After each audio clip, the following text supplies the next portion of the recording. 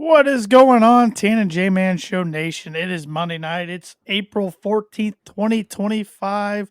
So you know what that means. It's a brand new episode of the Tan and J-Man Show, streaming live on the ISC Sports Network, the ISC Sports Network YouTube channel, and the Tan and J-Man Show Facebook page. And if you're listening on your favorite audio podcast platform, please give us that 5-star rating and review. I can't express how much those 5-star ratings help us in the world of millions and millions of podcasts, particularly sports podcasts.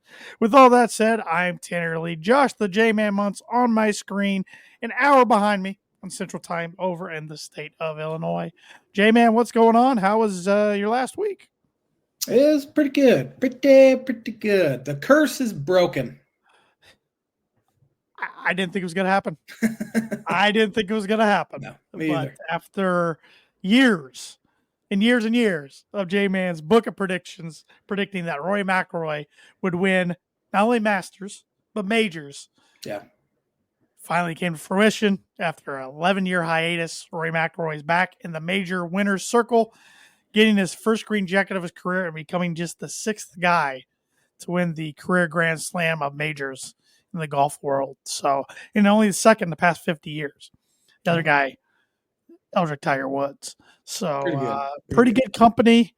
Still crazy that he's won the only won the amount of majors he has, just because how many other times he's been in contention. Yeah. But this could unlock Rory going forward.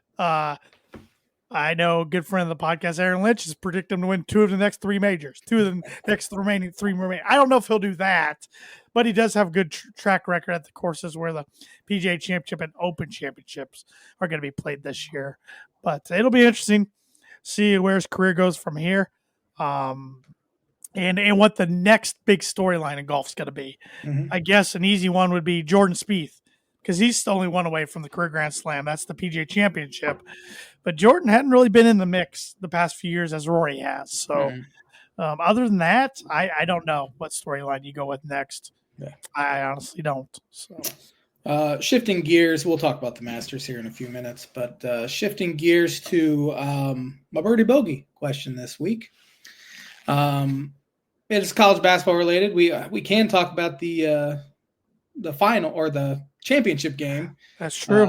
It feels like it was a decade ago already. It was just a week ago. But my question is, Cooper Flagg won National Player of the Year, and he will be the likely number 1 overall NBA draft pick. What player was the last National Player of the Year to be taken number 1 overall? It's a good question. It's not even the National Player of the Year. I'm trying to think who was number 1 overall picks the past decade or so. Yeah, it was tough. Birdie Bogey is brought to you by Arlington Public House for good cuisine, casual atmosphere, located 703 Main Street in Rochester, Indiana. Yeah, they didn't have any specials posted over the weekend, but their last post was about Ivory Moth being there for live music 2 weekends ago. So I know she's a musical artist that they have there quite frequently. So not only do you go there for good food, you can go there for entertainment as well. Mm-hmm. Go check out their Caddyshack room, which is 2 huge simulators, which you can hit golf balls on, which I actually did the other day for a little bit, and I was very discouraged because I hadn't hit a ball since, I don't know, late summer, maybe in the fall. Mm-hmm. And simulator, was showing my distances were pretty bad. Oh. So, but yeah, you can hit golf balls. If you're not a golfer, you can do other things. You can kick soccer balls. You can have baseballs. You can throw footballs. Dodgeball is a feature on there. All kinds of things. So, it's a pretty cool setup. So, if you want to do that on top of eating some great food and enjoying a great environment, check them out. Like Josh said, on 703 Main Street in Rochester, Indiana. So, going back to the Masters talk, it was the 89th edition of the Masters, and I thought this was one of the best Masters of all time, just because of the roller coaster up and downs of emotions and anxiety of the players and patrons watching live and everybody around the world watching, whether you're a diehard golf fan or a casual golf fan or don't even like golf but tune into the Masters, or maybe you're just tuning in just because all the buzz online was talking about Rory McIlroy's ups and downs yesterday, but started off looking like it was going to be a 2-horse race. Rory McIlroy, Bryson DeChambeau. Right away, Rory McIlroy double bogeys the first hole. Bryson pars it, so we're tied. Next hole, Bryson birdies. Rory doesn't, so Bryson has a 1-stroke lead. And then the third hole, Rory birdies and Bryson, I don't remember if he bogeys or double bogeys, then Rory retakes the lead. Then Rory finds himself in a commanding lead, 4-stroke lead going into the back 9. A few other guys were kind of playing well. Justin Rose was playing well. Ludwig Oberg was playing well, but not really. Like Rory wasn't doing enough. Fall back to them. And then good old hole 13, par 5. Rory's got a third shot, a pitch he can normally make in his sleep, dumps in the creek. Goes on to make double bogey. Then all of a sudden we got a tournament again because you're thinking, oh boy, how's he going to respond? But one thing Rory was doing all day yesterday, every time he faces adversity, he'd come back and hit a great shot. He didn't always make the putt after those great shots, but he made great shots. And then Justin Rose just wouldn't go away. He did miss a short par putt on 17 that ended up with him bogeying the hole, but he turned around hole 18, sneaks along birdie to card a round which he had 10 birdies. And then Rory's coming down the stretch, just looked like when it looked like he was in trouble with 2 holes to go. They were tied. Hooks his drive left in the tree line. Hits an unbelievable shot on the green. Doesn't make the putt, but gets par. He was 1 up with two holes to go. That's right.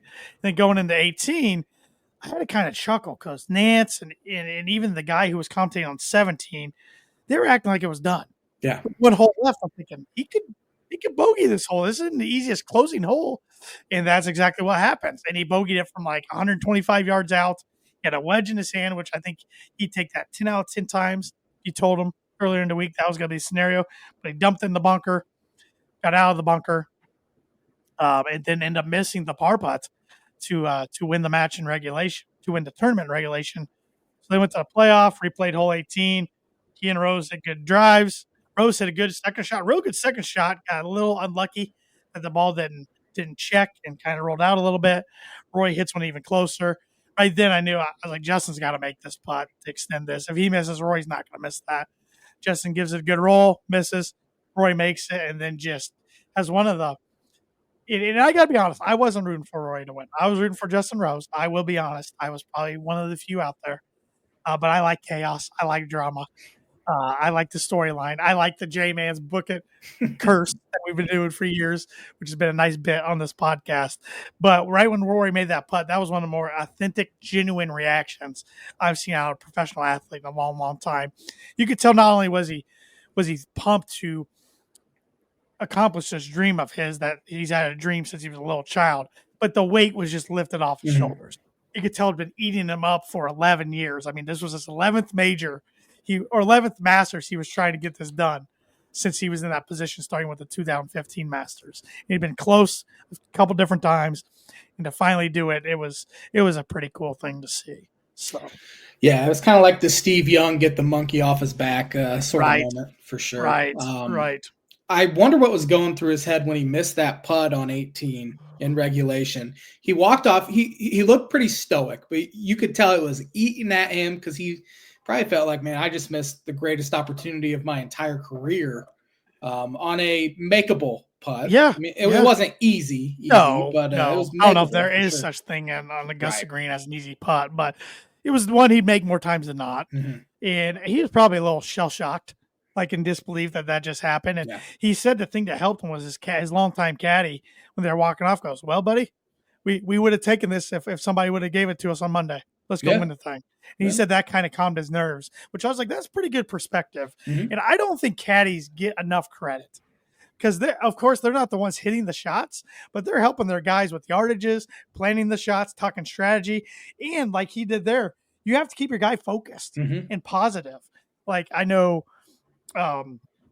talking with a friend of mine that we've had on this podcast, Chris Smith, ex-PGA Tour player, he's told me time and time again, one thing that caddies got to do is the last thing they got to make sure the last thing they say to the player before they walk out of the window before the player's the shots, say something positive.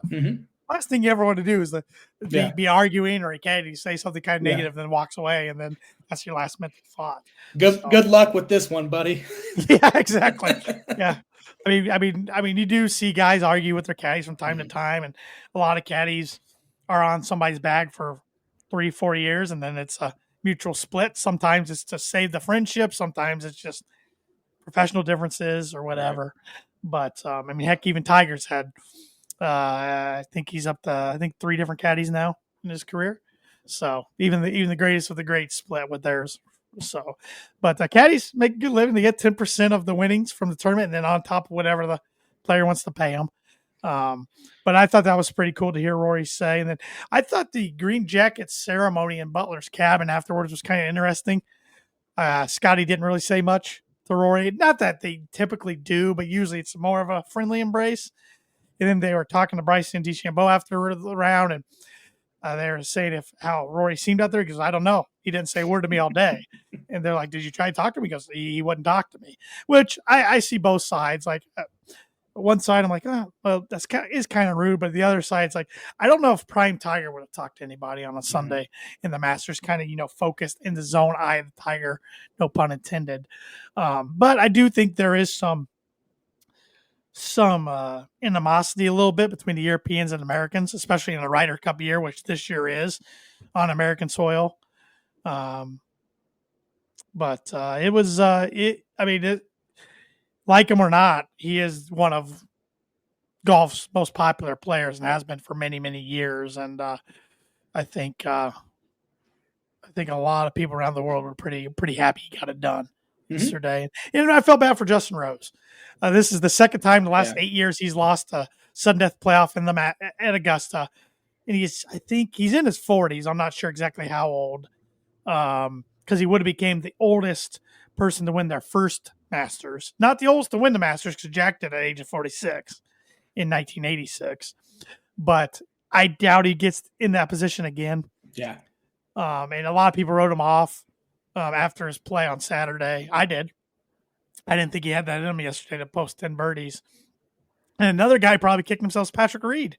Mm-hmm. He 3-putted on hole 15. And little did he know he's got an eagle, hole out for eagle for a 2 on the par 4 17th. He was probably kicking himself, thinking he should have been at 11 under. But with his finish, his top 3 finish, he gets in all the rest of the majors for the year, which as a live guy, that's big, because he wasn't going to be in some of those other majors. So that would have been probably the worst thing for a lot of golf fans if Patrick Reed would have found a way to steal that. Yeah, because he's kind of still golf's anti-hero. Yeah, he's just not in the limelight as much now. He's part of LIV instead of PGA Tour. But it will be about a month from now. We'll be right back here making our predictions for the PGA Championship at Quail Hollow, which is a place Rory has won the PGA at, and he's won there multiple times. That's actually a place my guy Ricky Fellers won. Not a major, of course, but that was where his first victory back in 2012 came at. But Ricky's got some work to do if he's going to get in the field for the PGA the next month. So we'll see. Yeah. Now that the curse is lifted, yes, I got to find a new guy. Yeah, you do. And I'm thinking it's either going to be Bryson or Scotty. That's my all right. That's my thought. I haven't decided yet, but somebody's got to be under my book it curse. Your book it curse. Somebody pretty dang good too. It can't just be a rando. Well, it's interesting about those two because they're great players. They're both 2-time major winners, but Scotty's 2-time Masters winner. Bryson's a 2-time U.S. Open winner. They haven't won any of the other majors, so those might not be bad targets for you. Yeah, they're younger guys. Yep. They'll be around for a while. So we'll see. I mean, I guess another route you could go would be Ludwig Obar, but he has he won it? He hasn't won a major yet. No, he's pretty young. Yeah, this is only his second full year on tour. So I don't want to curse a guy that's never won a major yet. That's fair. Let him get his first, and maybe he'll be the next target. That's fair. That's fair. But it was, and like I was talking to my dad earlier today, and he wasn't rooting for Rory, and it wasn't so much Rory himself; it was the media, because he said, and like myself, a lot of his favorite golfers are on LIV, and the Golf Channel just can't stand to live golf, and it eats at them when they have to talk about their guys. And they were just saying before yesterday's tournament started how big of a day this was for the golf world, pretty much saying that Rory had to get it done. for the PGA Tour pretty much. And I don't know. I just thought it was kind of over dramatic a little bit. Yeah. But hey, they're the ones getting paid by the PGA Tour, so Yeah, you can't really. You're not going to badmouth. no, you're not. But You're not. and you're certainly not going to promote Live either. So. No, they're not. They don't. They hardly ever talk about or show highlights. They did talk about Bryson the other night a little bit because they had to, because he was in the mix after 2 rounds, of course. But yeah, he just didn't have it yesterday. He just didn't have it. Didn't hit good iron shots, and when he didn't make putts. And I would say Saturday he didn't have it either, but he just fought his butt off to stay in it. Now Thursday and Friday he looked pretty sharp, but yeah, besides him and then Patrick Reed, none of the other Live guys were even around in contention. A lot of them missed the cut. Yeah, but Fun Masters, I think it was very well received. They do it right. They do it right. I mean, I do gripe how late it comes on Saturdays and Sundays on TV, but I love how it's only 4 minutes worth of commercials, and it's only certain sponsors. You don't see sponsor ads all over the course like you do at other PGA Tour events because Augusta charges $0 to broadcast the tournament. But with that, they get all the say. Yeah. It is, I picked up more on this year than years past is what announcers can and can't say. Yeah. As far as terminology, they're called patrons. Yeah. Not fans. Not fans. You got to call it the first 9 and second 9, not front 9 and back 9. There's something with the driving range too. They can't call it tournament preparation area or something like that. Yeah. So many weird things. But it's interesting because even the guys on the Golf Channel said they have to be reminded of things like during their coverage and their analysis, like on the post and pre-show of what they can say and not say just for 1 week. But I will say, if you like him or don't like him, Jim Nantz is a legend. He's so good at it. And it's weird, though. He came out a couple weeks ago and he said he's going to do 11 more Masters starting with this one. It's like, why are you announcing that a decade ahead of time? That's really kind of odd. There was a reason he did it. I can't remember why. It was something like, I don't want to do my last Masters and know it's my last Masters without like announcing something. Which I don't know if he wants a parade or something, but yeah. But it'll be interesting who will take his spot. Because I was just thinking of CBS guys in general. I mean, could we? I can't think it's gonna be Tony Romo.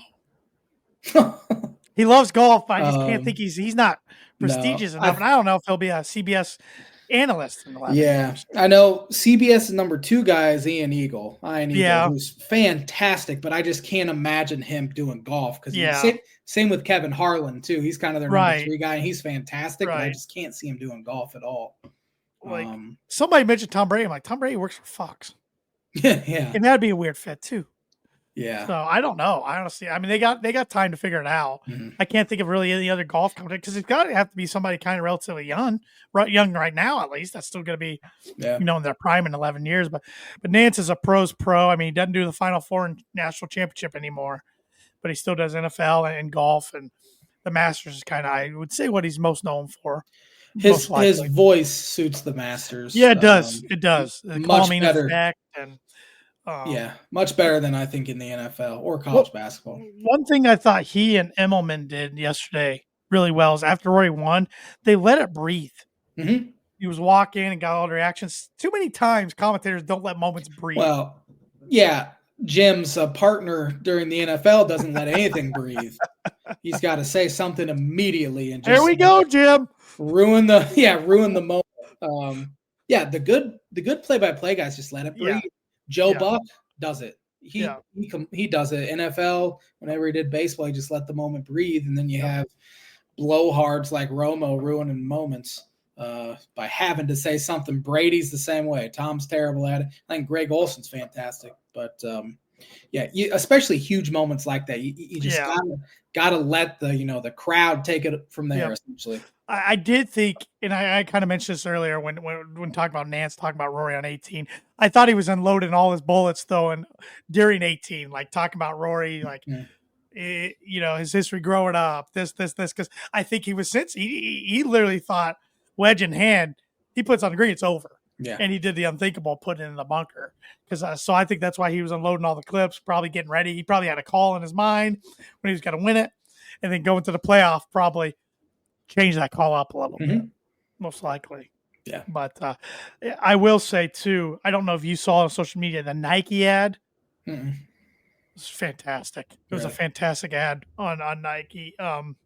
It was showing Rory when he was little, like watching Tiger and stuff, swinging around the house, and it's at a dry cleaner's place, and you see this dry cleaner hit the button, and it's rotating around, and then the person puts up it's just a green zip up bag and it says McIlroy, like the caddy bibs do, and they tag it on. It said something like this has been waiting for you. That is cool. For quite some time. It was really cool. I don't think I verbatim got it right there, but yeah, it was pretty darn neat. And now it's crazy how, like, it seems like, of course, the players kind of kicks off golf in a big way, being the fifth major, the unspoken, like, biggest tournament. It's not a major, but then the Masters really, I think, I don't know what word I'm looking for, makes it feel like golf's really here. Then it just moves quick, because then you get the PGA Championship in May, U.S. Open in June, Open Championship in July, then FedEx Cup, and then this year Ryder Cup. It's like boom, boom. Every month's got something. Yeah. Until October, so it'll be exciting to follow. I'm trying to find this Masters commercial. I won't show it just in case, but I'm trying to find the wording on that. I'll have to report back next week and show you maybe when we're off the air. But any other thoughts on the Masters? I mean, do you think the Masters is definitely a Mount Rushmore sporting event as far as biggest sporting events? I would say, yeah.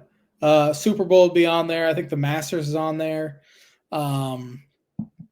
It's so hard to put like baseball or the NBA championship because there's 7 games and it's hard to do that. I would say Game 7. If it like a Game 7 of the World Series, I would put on there for sure. That's fair. How about Wimbledon? I just don't care enough about that. I know, but I was thinking overall, like, yeah, it's pretty prestigious. Definitely has a case. Yeah, I think both the national title and college football and basketball have a case to be on there as well. And here's one, and I know you don't care about it enough: Indy 500. Nah, I don't care about it. Okay. Honestly, you could put the World Cup final up there, but I couldn't care less about soccer. Yeah, Kentucky Derby.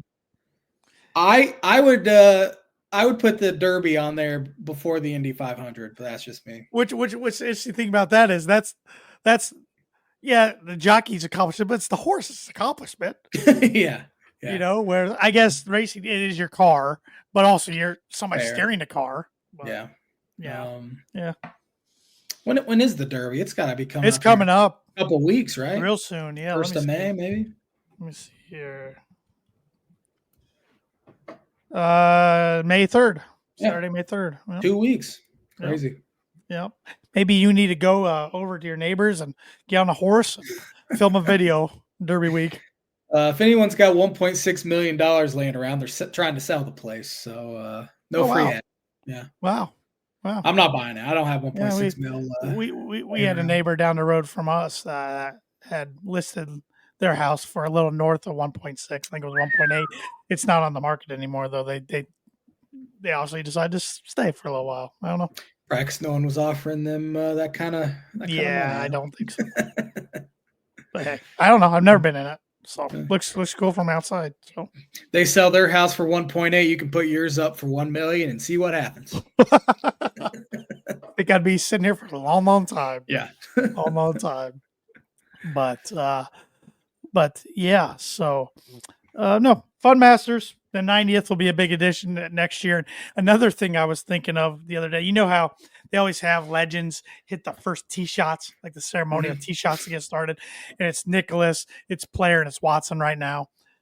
I was thinking, who's going to be next after those guys? That's what I was trying to think in my head the other day, and like maybe Ben Crenshaw, or they love Fred Couples. I know Fred's only 65.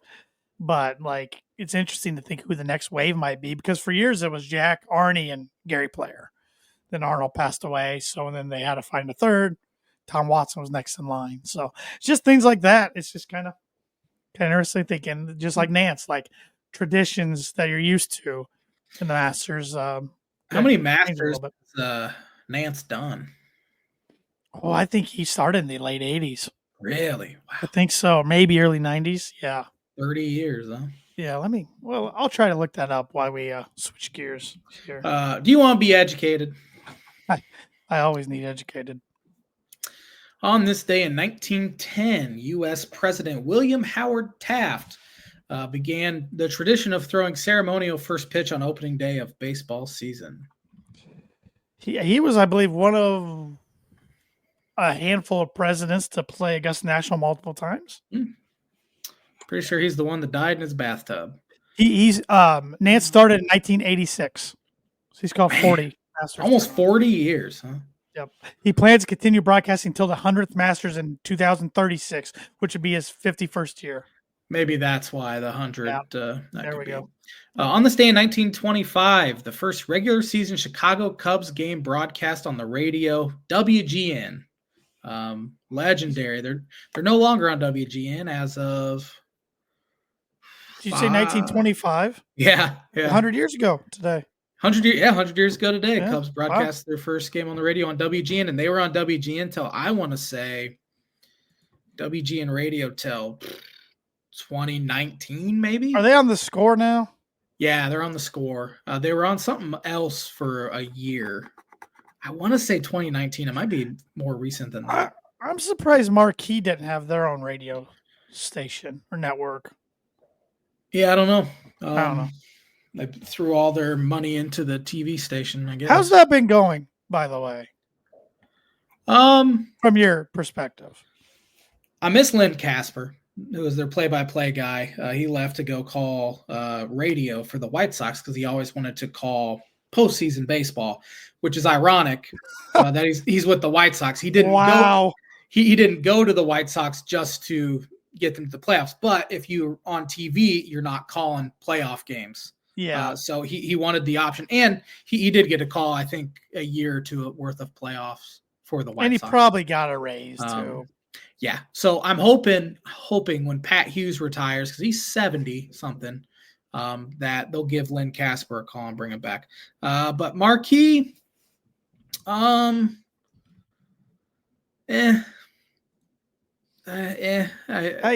is 69, turned 70 in May. Okay, so he turned 70. He's a Hall of Famer. Boog Shambi is good. Boog just because he's an ESPN college basketball guy. He's too national for my taste. He gets a little too excited when the other team does something good. Now he's gotten better about that because I think they got on him a little bit. Jim DeShays is best in the business, color guy. Don't like either of the other two girls. I can't stand Taylor McGregor, who's not sideline, but you know what I mean. Yeah. Elise Miniker is not bad. She's a Big Ten person, Big Ten girl. I've seen her. I know who she is. Production value's gotten a lot better. Stats wise, it's gotten a lot better. So they're doing all right. I don't watch any of the in-studio shows at all because I think they're boring. I don't really like pre and post game stuff anyway, but not bad. That's my 2 cents. We'll see. I don't have it with YouTube TV, so yeah. I was just curious. And they're in dispute with Xfinity right now, and we'll see how long it Everybody always gets in these disputes. It's just till they pull the plug on Marquee, and then I'm gonna have to just spend the I think it's $19.99 a month just to watch on laptop or something, which I do for sure. Mm-hmm. On this day in 1955, Elston Howard became the first African American to play for the New York Yankees. I did not know that. Interesting. Yeah. On this day in 1968, the first NBA game ever at Madison Square Garden. I would have guessed it was earlier than that. The Knickerbockers beat the San Diego Rockets 114 to 102. Someday we need to test each other on where NBA teams started. Yeah. That'd be fun. Yeah, more so than any other sport, I think the NBA has moved around more. Mm-hmm.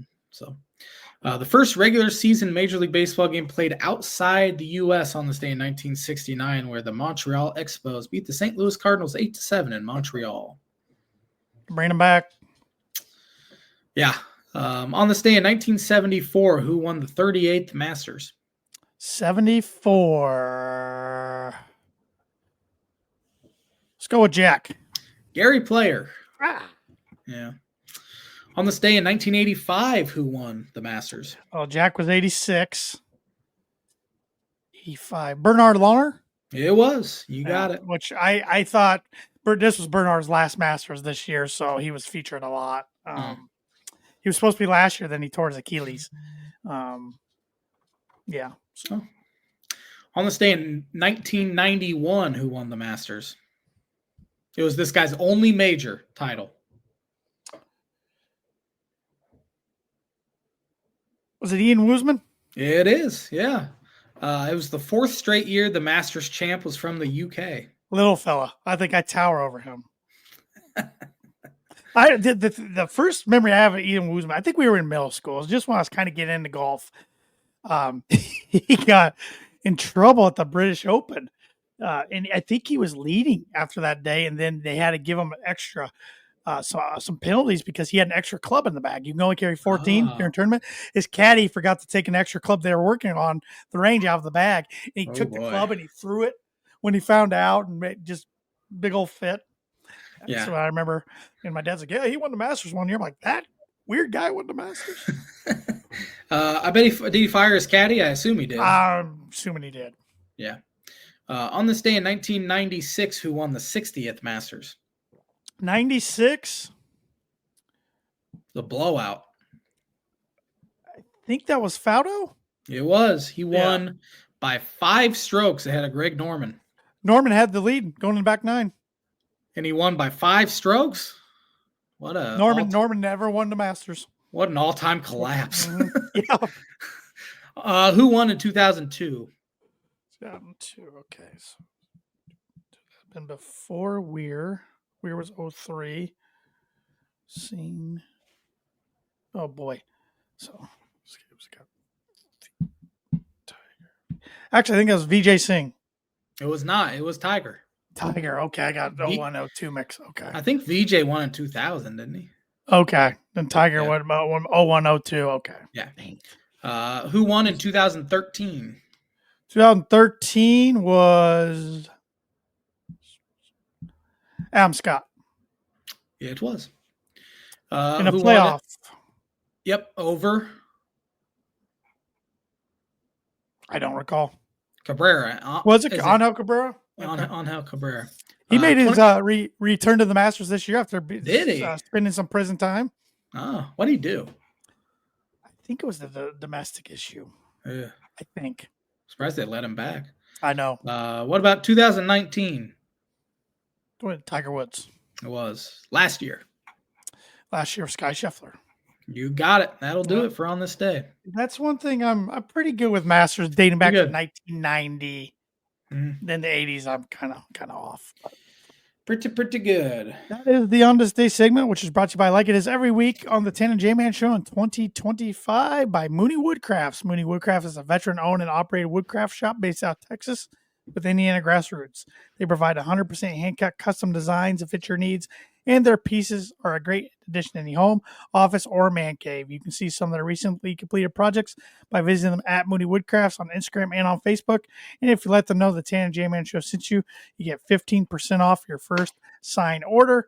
Makes a great gift for Mother's Day. I got a few of Thad's pieces around here. Here's one he did for my wife and I for our wedding. Hopefully everybody can see that out there on Facebook and YouTube land. But he can make big signs, little signs, anything for anybody. So let him know the Tan and Jamin Show sent you 15% off. Well, before we get into baseball talk, my blind rankings got to do with baseball.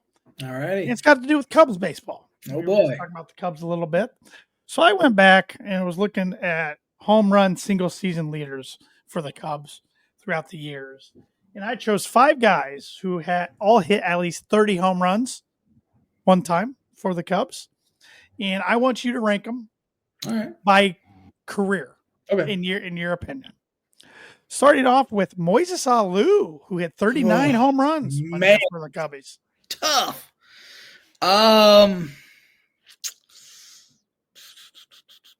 Man, he was good with the Cubs, but he was really good with like the Giants and Expos and Astros, a whole bunch. I'm gonna do the cop out and put him third, though. I don't know who else is on your list. Besides the Bartman, what's your fondest memory? And that wasn't a fond memory. What's your fondest memory of Moses as a Cub? April 2004, Cubs were down one. They were down 1 run. It was like a 10-9 game, or they were down 9-8 or something. 2 outs, 9th inning at Wrigley.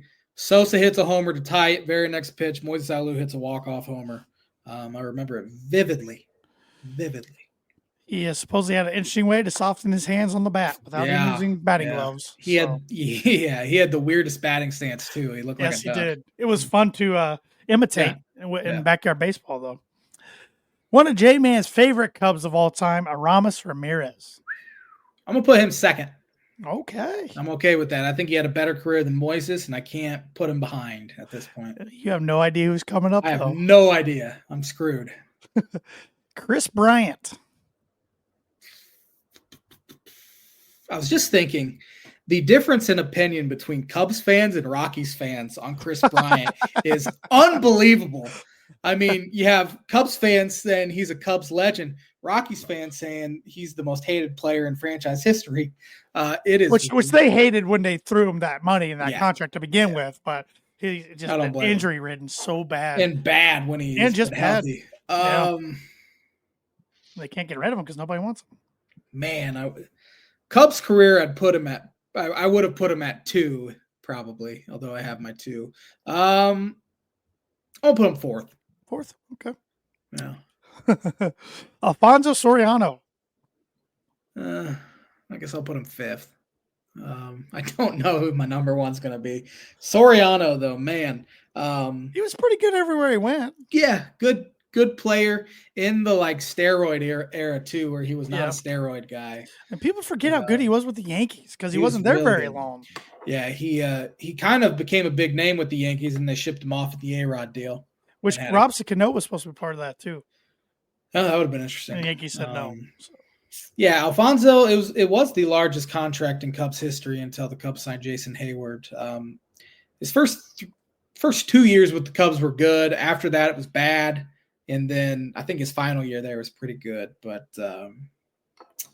he ended up hitting, I think, over 400 career homers. So pretty good. And another one of your all-time favorites, I believe, Derek Lee. I'm okay with him 1, honestly. In a redraft of sorts. Yes. I put KB 5. Man. My heart played a little bit too much into this one. I probably put KB 5. Moises 4. Aramis 3. Alfonso Soriano 2 and Dealey 1. Okay. I'm okay with Dealey at 1. He could hit. Yeah. But yeah, I would say up until like Rizzo got there, he and Aramis were my 2. And of course, Sammy Sosa. I wasn't putting Sammy in there. That was going to be too easy. I was leaving it open just in case. I thought about throwing Rizzo in there, but I thought this list would be a little more difficult. That was difficult. Yeah, I'm going to be thinking about that. You know, with Derek Lee, I remember when the Cubs made that trade, he saw Troy for Derek Lee. I mean, he was okay for the Marlins, but man, Yeah. he really turned into a pretty good ball player for the Cubs. Yeah, I would argue the best season a Cubs player has had since Sosa was Derek Lee's 2005. The team stunk.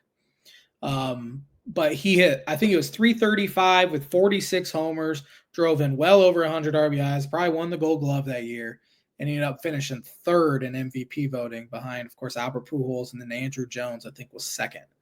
And then the very next year in April, he broke his wrist, and really the power numbers were never really there again, but he was a high average hitter. Love that guy. Yeah, I thought he was one of your favorites. Mm-hmm. So, and I knew who Ramos was. Definitely. Yeah. So, and that is the blind ranking segment, which is brought to you by, like it is every week, Performa Print 2 Promo Group. If you're looking for a trustworthy, dependable resource for next trade show, company picnic, or sales meeting, Performa Print 2 Promo Group has over 50 years combined experience in promotional products and commercial print. They strive for fast and efficient response to all your print needs, so you need to look no further. Let them be your one source print and promotional company today by giving Barbara Van Weinsberg a call at 574-210-3815. Cubs had a pretty good weekend. Yeah. They're playing some pretty good baseball, honestly. Outside of those stupid 2 games in Japan, Cubs are 11-5, so playing some good baseball. They did get hit by the injury bug a little bit. Yeah, which things were going a little too well for the Cubs, and it was a really bad injury. Their ace, their number 1 pitcher, Justin Steele, threw 7 shutout innings on, I think it was Monday. He looked fantastic. But I did notice around the 5th inning, his velocity, instead of 92, 93, his fastball is sitting about 88. And I was just thinking, because the wind chill was 19 degrees at Wrigley that night. So I just chalked it up to being cold. And that's why he wasn't as loose. But he felt some discomfort. They do some tests. They said it'll be a minimum stay on the injured list, 10 days. And then reports came out, he's getting a second opinion, which always, when you hear that, it's like, oh, crap. And then it was announced yesterday that he is having his elbow repaired completely and will miss the rest of the season. So immediately, starting pitching was already a little bit of a question mark. And it gets even more so to the point where teams aren't going to trade pitchers this early in the season. But Jed's got to figure something out quick, because I know they pitched well over the weekend. Colin Ray looked good in his 3 innings, essentially taking the start for Justin. That's not a sustainable recipe. But the offense is rolling. They are leading baseball in runs scored. They have the best run differential in the sport by over 18 runs. They are plus 42. Now, some of that was helped by an 18-3 win over the Athletics and a 16-0 win over the Dodgers. But still, they're playing fantastic defense up the middle. They have the best defensive trio in the sport with Dansby Swanson, Nico Horner, and Pete Crow Armstrong. And the stats back it up as well. Since the start of the 2024 season, they have the most defensive runs saved as a trio in those spots in baseball. So their base running really well. It reminds me of the 2016 team a little bit, the way they're able to go first to third on singles, which they have more team speed for sure than they have, but there's no more stupidity on the bases like they had the past couple years. Kyle Tucker I think he's been on base 16 straight games since Japan. Shabby. And right now he'd probably be the National League most valuable player. I mean, I think he was, last time I checked, leading the National League in hits. He's walked 15 times. He has 5 homers. He's playing good defense out and right. He has looked every bit of the superstar that the Cubs have been lacking, and there's already been talks that an extension is being talked about. Well, you ask him for it every night on Twitter. Yeah. So they have to do it. They need a superstar. You got to get out of your comfort zone a little bit. And the numbers right now, especially after the Vlad Guerrero junior deal this past week, I think it was, what was it? Was it 14 years? Yeah, 500 million. Yeah, 500 million. Good for him. Yeah, good for him. The Blue Jays. Yeah. You get your superstar there. He's only 26 years old, entering his prime. Tucker will be 29 next year. But the contract's already been talked about right now, 10 to 11 years, 450 to 500 million. It's crazy. Cubs have to do it. They have to do it, though. And they got to do it sooner rather than later because they have a gluttony of outfielders in the minor leagues and their top prospects that they're going to have to ship off for a starting pitcher, especially with their hopes of being in contention, which as of right now, I would say they'll be in contention towards the trade deadline because they have looked like one of the better teams in the National League so far. I mean, you look at their last 3 games. They played the Padres, who are 13-3. They took 2 or 3 from them. Best record in baseball. Rangers are good. And then they go into LA. They lose 3-0 on Friday. And I was just praying, please don't get swept. Just try to win a game. And then they end up winning the next 2. Mm-hmm. And including winning 16-0, they held Shohei Ohtani to only 1 hit throughout the series. And bullpen had been a major question mark. And they only gave up 1 run in LA. The bullpen did. So, they've played pretty well. The schedule's been brutal, and they've really hung in there. And hopefully they can just kind of stay afloat until the schedule really lightens up in May when I think they get to play the White Sox, Marlins, Pirates, teams like that, where hopefully they can go on a little bit more of a run. But schedule's not getting any easier. They go to San Diego, who had a 5.2 earthquake. They did. I didn't see that. Today, San Diego did. Oh, man. So I haven't heard if there's any damage or anything. I've never really been in a true earthquake, so I don't know what a 5.2 earthquake feels like, but I don't think it's too damage inducing. But I'm not a earthquake guy. I'm a tornado guy, but not an earthquake guy. Padres are 13-3. 10-0 at home. Yeah, two of those 3 losses were against the Cubs, so hopefully Cubs can carry over some good stuff from LA and keep playing well. Yeah, looking around the league in the National League, leading the East, unfortunately, is New York Mets 10-5 right now. Mm-hmm. Phillies behind them 9-6, Marlins 8-7, Nationals 6-9, Braves 4-11. Yeah, Braves I think lost the first 7 games. They're 1-9 on the road. Yeah, haven't played well at all. They got swept in San Diego to start the year. Then I think they got swept in Houston. Marlins are a little bit of a surprise through 15 games. I think they'll taper off, and Cubs will hopefully raid their pitching staff because they have a pretty good pitching staff. Dodgers in 3rd place is kind of funny because I still think they'll win 105-plus games there. But Giants are looking good. Padres are looking good. Yep. In the West, got Padres 13-3, Giants 11-4, Dodgers 11-6, Diamondbacks 9-7. The worst record in the league. The Rockies at 3-12. They're real bad. They stink all over the board. Central, Cubs 11-7, Brewers 8-8, Reds 8-8, Cardinals 7-8, and Pirates 5-11. Over in American League in the East, you got the Blue Jays at 9-7, Yankees at 8-7, Red Sox 8-9, Rays 7-8, and the Orioles 6-9. The Central, the Tigers are 9-6, Guardians 8-7, Royals 8-8, Twins 5-11, and the White Sox after that hot 2-1 start 4-11. 0-6 on the road. Yeah. The Rays have only played 3 road games. They haven't won any of them though. And then the West, you got the Angels at 9-6, Rangers 9-7, Mariners 8-8, Astros 7-8, and my bold prediction not looking hot. Athletics at 6-10. Yeah, I mean, I watched the A's 2 weeks ago when the Cubs went out there, and they were not overly impressive. I think Cubs outscored them by like 35-9 in a 3-game set or something like that. Sacramento crowd. Yeah, their first crowd was great. After that, they're not having people show up to there. Like that's bad. That's bad. The Rays, it's weird seeing them play in spring training stadium. Yeah, it is. Yeah. Did you see? I think it was on Thursday. The Red Sox announcers. It's Dave O'Brien who's done ESPN games and stuff like that. He goes, Boston heading out to Chicago. The White Sox have lost 8 in a row.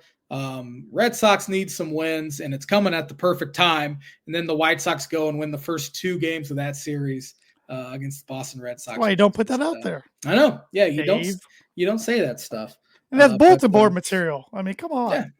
And I don't care if it is the White Sox. I mean, it's still bulletin board material. Yeah. The funny thing is, the White Sox didn't lose 8 in a row until June last year, and they'd already done it within the first couple weeks of the season. So they might rival their 120 some loss. They're not good. Them and the Rockies might. Yeah, They're awful. Yeah, the other teams in last, I could see Baltimore winning that division. I could see Atlanta winning that division still. The A's, no. But I think the A's are better than the Rockies and White Sox. Pirates, no. But, yeah. I don't think there's really anything else that interesting happened in baseball over the week. But I'm very happy so far with the Cubs start, and hopefully they can keep it going. And honestly, if they win one in San Diego, I'll be tickled pink, because I was like, please, if they could go 3-3 over the next 6, I'd be pumped, because I mean, 2 tough places to play. Cubs have not lost a series in LA Dodgers since I think 2022, believe it or not. Wow. Yeah. Wow. That's a cool fact. Yeah, I think I saw last night they have not lost a series in 3 straight. I think they split once, and I think last year they won 2 or 3 out there. Yep. I could be way off, but switching gears to basketball, NBA playoffs are set. Now, I know we don't talk about the NBA a bunch on this podcast. But first round matchups in the Eastern Conference, the number 1 seed Cleveland Cavaliers will be facing the 8th seed, which is to be determined this week, either the Magic, Hawks, Bulls, or Heat. Look at that, J-Man. The Bulls are in the playoff. The Bulls, after they traded Zach LaVine, had a better record than the Kings did, who have Zach LaVine. Yep. LaVine, whatever his name is. I'm telling you, I said this about Giannis after his rookie year. Look out for Matisse. What's his last name? Buzelis? Yeah, Buzelis. Matas Buzelis, the Bulls' first-round pick from last year. He was getting number 1 overall pick buzz at this time last year, and he ended up going 11th. But 8 points a game as a rookie. Didn't get many opportunities the first couple months either, and he ended up having a great year. So watch out for him. Give me the Bulls, though. Big Bulls fan. You heard it here first. The Dan J-Man Show. The number 2 seed Boston Celtics are going to face either the number 7 seed, either Orlando Magic or Atlanta Hawks. 3 seeded Knicks are against the 6 seeded Pistons, who has a surprisingly pretty good year. Yeah. 4 seeded Pacers are against 5 seeded Bucks. That should be a good series. And in the West, got number 1 seeded Thunder facing either the 8 seeded Warriors, Grizzlies, Kings, or Mavericks. Got the 2 seeded Rockets facing the number 7 seeded either Warriors or Grizzlies. Number 3 seeded Lakers facing number 6 Timberwolves, and then number 4 Denver Nuggets, who just fired Michael Malone. Not even 2 full years after winning a title, facing the number 5 seeded Los Angeles Clippers. They also Calvin Booth, their GM, they canned him too. Kerry Booth's dad, Illini legend. Kerry Booth's dad. Booth was pretty good for Penn State himself. Yeah.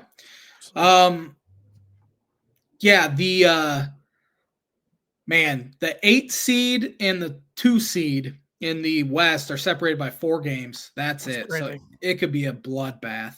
Yeah. In the West, that is. I think the East is weaker. I think they have better teams at the top, but who are you picking for the NBA Finals on April 14th? I mean, it's hard not to take Oklahoma City, and they're 68-14. They're 16 games better than any other team in the West. NBA West. It wouldn't shock me if the Lakers do it, though. I was thinking the Lakers. That would not be a very comfortable conference finals. I think the Rockets are too young. I agree. They're good, but too young.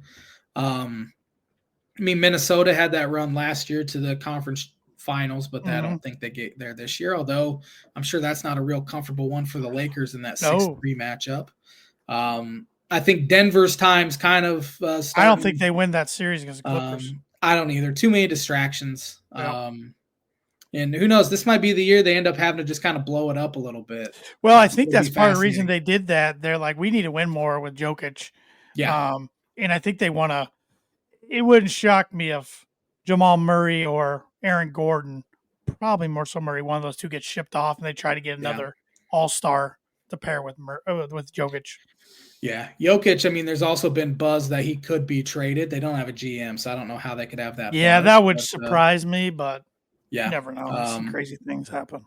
He always says his second favorite place to go in the NBA is Chicago because there's more Serbians than anywhere else in the U.S. in Chicago. Look at you getting your Bulls fandom up there. I know. Hey, if they get Jokic, I'm going to have to shell out. That'd be fun to see him play. Yeah. Shell out some shekels to actually be able to watch their games on TV now that he is fun to watch. Yeah. But no, give me. I think Boston gets back again. I Not think Cleveland. they. Not Cleveland. No, not Cleveland. Give me Boston. Just don't make the Knicks, please. I can't take it if the Knicks make the finals. I can't imagine a scenario where the Knicks make the finals. Now it's I going to don't. happen. Now it's Yeah, I the know. J-Man's I book know. occurs. Didn't the Pacers and Bucks play in round 1 last year? Yeah. Pacers beat them. Pacers made it clear to the Eastern Conference Finals. No Wasn't kidding. that last year, or was that 2 years ago? No, I think that was last year. Because they beat the Knicks in the they second were good. round. Yeah, that was last year. They were good last year. Yeah. I think we see an OKC Boston NBA Finals. All right, I'll go a little different here. I'll go. This would be some storylines. I'll go Cleveland against the Lakers. That'd be fun. Yeah, that'd be fun. Yeah, especially if Cleveland won. Yeah. The NBA, I'm sure, is rooting for Boston and LA Lakers. Oh, 100%. Or New York and LA. Or New York and 100%. 100%. Yep. We'll see if OKC is still a really young team. We'll see if they're able to get it done. Yeah, I know that was I think that was one of my bold predictions for 2025. They would win the championship, and they look like the best team in the West, but that youth has me a little concerned. They have the likely MVP and SGA, but still, I mean, you're going to have to face a good Warriors team or a good Memphis team, likely. In that first round. So who knows? I wouldn't want to face Golden State. That's for sure. No. So I think Golden State would be the 7 though if they get in. So Memphis. I mean, Memphis is good. You don't know if Ja's going to pull out a gun or anything on you. Yeah, big Zach Edey in the center. Actually, I watched a little bit of the Memphis game last week. He had 2 points at halftime. He didn't get the ball much in the first half. Only if he got the rebound, usually. Yeah, he's still an interesting fit in the NBA, but he's had okay done rookie pretty year. good. He's done pretty good for himself, especially with the coaching change. Yeah. So, but it's hard for me to watch the NBA. It was literally just run and chuck between Minnesota and Memphis. Cannot handle. But I will say those guys make tough shots. It is pretty impressive how many shots they make. Yeah, that is the thing. I think it's less bad defense and more these guys are just so freaking. They're the best offense players in the world. Yeah. I mean, yeah. Tough shot after tough shot, and it's hard to measure up. But I think it's boring. It's just me though. Right before we get to birdie or bogey here, you still do have a book at prediction to do. Oh shoot, I do. Man, what should it be? Anything exciting happen this week? This will be the J-Man's Book of Prediction of the Week. Bulls will get the 8 seed. There you go. I'm glad you reminded me. I would have completely forgot. J-Man's Book of Prediction of the Week brought to you by Travis Watchering Insurance Agency for life, home, auto, business, renters, workers' comp, and farm insurance. Contact Travis 219-869-4561. And some portal news on the basketball front. It's not portal news, I guess. Braden Smith's officially coming back to Purdue. Not even going to test NBA waters like a lot of people thought. So, they're locked and loaded, ready for a big run next year. Should be hopefully adding a European player here in the next couple of days, which I watched. I watched a little bit of the game the other night, and I was impressed with the guy going to Illinois. I will say. Don't even remember his name. I can't pronounce it. I can't either. But it was interesting to see Carmelo's son playing for the world team and Markovic, Boozer's son playing out there for USA. Yeah, Carmelo's son played for the world, huh? Yeah, he's Puerto Rican descent through his mom's side. Oh, okay. So, they can do that stuff when it comes to that. Yeah. So, the Illinois guy's last name's Markovic. He was good the other night. Same as remember the Northwestern Markovic? Oh yeah, in high school. Yep. Yeah, hopefully he's a little better than him. Lastly, we can hit on this more next week when more comes out. But Tennessee's quarterback. Tennessee said, "See you later" when he wanted an NIL deal of $4 million per year. Solid quarterback, not worth $4 million. No, it sounds like he's going to North Carolina. Likely, old Billy Belichick's going to put up with that somehow. Poor Ryan Brown. Yeah, yeah. Birdie bogey time. Let's see here. I didn't even put it on my phone. I don't even know why I'm looking. Cooper Flagg, likely number 1 overall pick. I would say he's the number 1 overall pick, and he won National College Player of the Year. Who was the last National College Player of the Year to go number 1 overall? I'm going with Blake Griffin. That is a heck of a guess. But incorrect. It is Zion Williamson. Oh, yeah. That makes sense. Yeah. Yeah. Dang it. Well, I didn't see it anywhere. I'm like, yeah, that's an interesting question. And then I looked it up thinking it was going to be like Anthony Davis or something. I completely forgot about Zion. Yeah, I did too. Um, But that's, yeah, I knew Blake was probably a ways back. I knew there's probably one. But I'm like, if I don't say him and he was the first one that came to my mind, Yeah. I'm going to be mad at myself. So I don't blame you. that's another bogey. I need you to pull a Greg Norman choke job for the year to get back into this. Yeah, maybe we need to start. I already got yours for next double week. bogey. Oh, great. That's reassuring. Yeah. Thanks for watching the Tan and J-Man show. We'll be back at her next Monday with another episode. And with my mock draft next week. That's right. It's NFL draft time, man. That snuck up on me. Keep sneaking up on me. I said last week it's sneaking up on me, but here it is snuck up on me again. Have a great week, everybody.